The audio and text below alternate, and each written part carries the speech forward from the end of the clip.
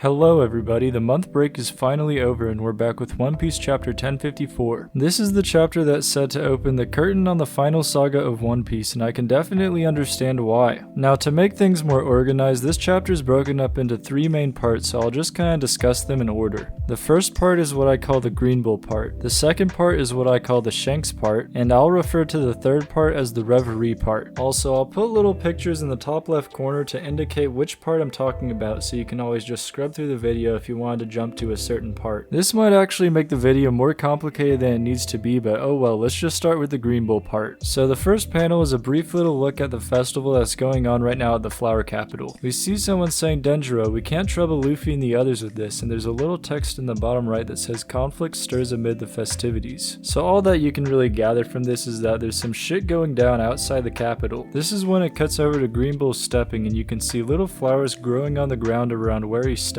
He says the ability to sway others, that really is something you don't see very often. It's pretty safe to say that he's talking about Luffy here because of course that's one of the things that he's known for. You know, it's kind of like he has Bello Betty's fruit, but it's kind of like embedded in his spirit or something. Anyways, we see that Green Bull's about to square off with some of the scabbards. We see Kawamatsu, Duke Dogstorm, Cat Viper, Denjiro, Raizo, and Shinobu all just looking at Green Bull menacingly. Then Green Bull just gets really fucking angry. He starts spouting about how the celestial dragons are gods and how a country like this that has no ties to the world government has no standing. This is when he starts to launch an attack at the scabbards with what appear to be vines. Thankfully, it looks like none of the scabbards got hurt with this initial attack because you can see this cool little panel where it's Duke Dogstorm just kind of slashing apart the vines. However, Green Bull proceeds to get even more pissed off, and we see this panel that's beautiful and terrifying at the same time. On one hand, there's a bunch of beautiful flowers at the bottom, but he turns the area around him into a forest with a move he calls flexing forest muscle, and the forest is kind of like a mixture between trees and vines like a traditional forest. But it's kind of hard for me to distinguish what exactly is a vine and what is a tree in this panel because there's so much going on here. I only say this because in the center of the panel there's two giant arms making fists and there's like trees growing out of them, but I can't tell if the arms themselves are vines or trees. It's very confusing to me. Green Bull explains that he ate the forest fruit, which is a logia that he describes as nature incarnate. It's a very cool concept for a devil fruit, but it's also very confusing because it's not like a natural element like ice or fire. In fact, when he first started showing off his powers in chapter 1053, I thought he had some sort of vine logia, but I digress. There's also a pun here where it sounds like bulging muscles but uses kanji for forbidden hatred forest, so I just thought I'd throw that in there since I'm assuming most of you don't speak Japanese. Then Green Bull starts talking like a very evil motherfucker. Not that he wasn't already talking evil before, but he starts talking about how humanity only got this far by enforcing hierarchies and that prejudice breeds stability. Green Bull is so evil that it makes Akainu not seem like that bad of a person. Anyways, at this point Green Bull has gone full tree mode, and to be honest, he truly looks terrifying. Thankfully, Yamato comes out of nowhere and just smacks the fuck out of Green Bull with a Conqueror's coded attack. It didn't seem to do much since Green Bull got right back up, but he did admit that it hurts, so I guess that's something. And of course, Yamato is very angry here because these scabbards have been waiting 20 years to get liberated from Kaido, and now that they've finally done it, all of a sudden Green Bull pulls up and everything's just fucked again. Then Momonosuke joins in on the action and he's in his dragon form and hits him with a blast breath. However, it's more of a blast belch because it really didn't do anything. All that Green Bull sees is just a tiny little cloud of smoke and he's just staring at Momonosuke like what the hell is happening right now. But you gotta love the confidence of Momonosuke because even after that happened, he still gives him the death stare. He even charges at Green Bull and takes a giant chomp out of his forest shoulder. But of course that doesn't really work either because right after we just see Momonosuke getting tangled up in all of his vines slash trees. Yamato is about to join in and start to help him out, but Momonosuke screams for Yamato to stay out of it. And that concludes the Green Bull part of this chapter. The big takeaways here are that Green Bull has a forest logia and that he's a much bigger scumbag than I ever could have imagined. Now on to the Shanks part of the chapter. So we immediately see Shanks' ship in the seas around Wano, which is fucking crazy in itself. He's talking about how it's surreal that Luffy's considered a Yonko now and his crew's just going fucking crazy. Shanks goes on to talk about how being in the seas around Wano really takes him back because the last time he was there, they were all giving Oden a send-off. We then cut over to the Red Hair Pirates crew where we see Lucky Roo, Bonk Punch, Yasop, and Lime Juice. Bonk Punch's pet monkey by the name of Monster is also there. Lucky Roo and Bonk Punch seem to be very excited at the thought of being able to meet up with Luffy. However, Yasop is looking very worried because he says that he's not ready to to meet up with Usopp yet. Then there's Lime Juice, who looks pretty pissed off because he knows that Kid is there, and Kid had that whole run-in with Shanks. Then we see Shanks doing that typical thing every 5 years where he just kinda smiles while looking at Luffy's bounty poster. This is when Shanks starts reminiscing and a short little flashback begins. It's a very stormy day and the red-haired pirates are in the middle of this storm. And in the midst of this, they're pursuing a CP9 ship. Usopp is complaining about how CP9 is a massive pain in the ass, but Shanks is like, fuck it, let's go. We then see Who's Who in his younger days, and he kinda reminds me of Dellinger from the Don Quixote Pirates. He's very confused as to why the red-haired pirates are attacking them over some insignificant devil fruit that makes you rubbery. But as we all know, this isn't some insignificant devil fruit, and it is possible that Shanks did know its full potential. Anyways, we get some cute little flashback scenes with Shanks and Luffy all the way back in chapter 1. The flashback ends and we're hit with the cold reality that Shanks isn't planning on having a reunion with Luffy and Wano. Of course, Lucky Roo and the other red-haired pirates are very surprised to hear this. His reasoning behind this is that since Bartolomeo burned down their flag and replaced it with a straw hat flag, then they'd be failing their duties to just let that slide. He then goes over to a table and sits down with Ben Beckman and pours up a cup of sake. Shanks says, "Hey Beck, isn't it about time to go and claim it?" This is when Ben Beckman gives Shanks a look like he knows some shit. And that's when we get a really dramatic panel and it's really zoomed in on Shanks' face and he says,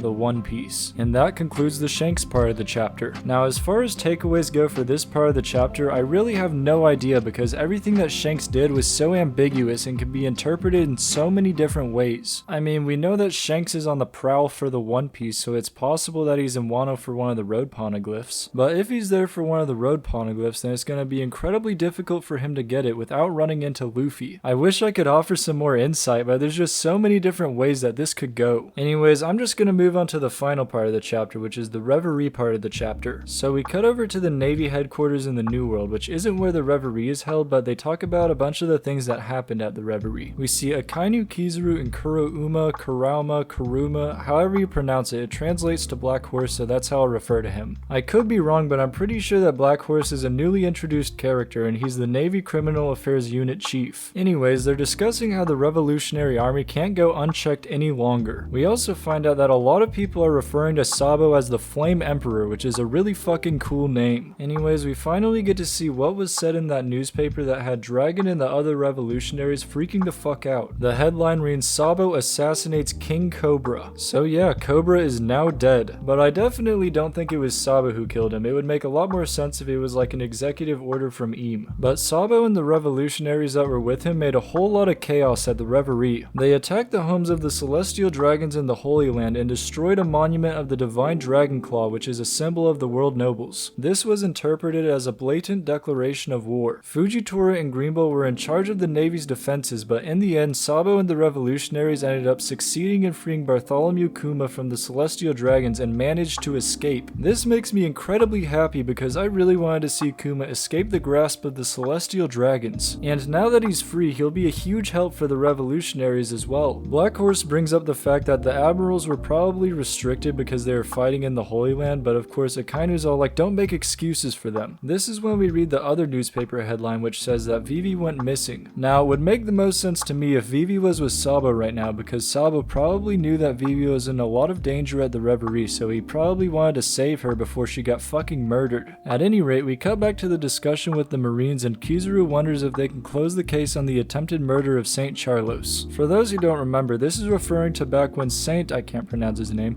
MJOS guard prevented Saint Charlos from taking Shirahoshi. Akainu's more focused on the Revolutionary Army, so he doesn't really care about that case and says just leave that to the Celestial Dragons to deal with. Black Horse then goes on to talk about Sabo and his influence on the world. He explains how 8 rebelling kingdoms are essentially worshipping Sabo as a god. He even said that one could say that his influence is greater than Dragon himself. We also get to see someone who's very inspired by this revolution. He's talking about how his flames of influence can be felt all throughout the world and that times are being forced to change. We end the chapter with Akainu just looking out at the sea looking very enraged. He says, "I don't care where they try to hit us. We'll strike back and return fire on all fronts." And that concludes the reverie part. I absolutely loved this part of the chapter for 2 main reasons. The first reason is that Kuma is now free, which you just love to see. And the other reason why I love this part is that Sabo wasn't captured or killed. This is mainly because it opens up so many possibilities for the Revolutionary Army. Now, as far as thoughts on the chapter as a whole, whole, it was fucking amazing. It was a huge info dump and it was just a pleasure to read all around. I love how the Revolutionary Army is finally starting to get more and more involved in the story. Of course, they were always important, but they're really causing chaos now. And of course, this should go without saying, but I can't wait to see what Shanks does next. Feel free to let me know your thoughts on the chapter, and thank you so much for watching.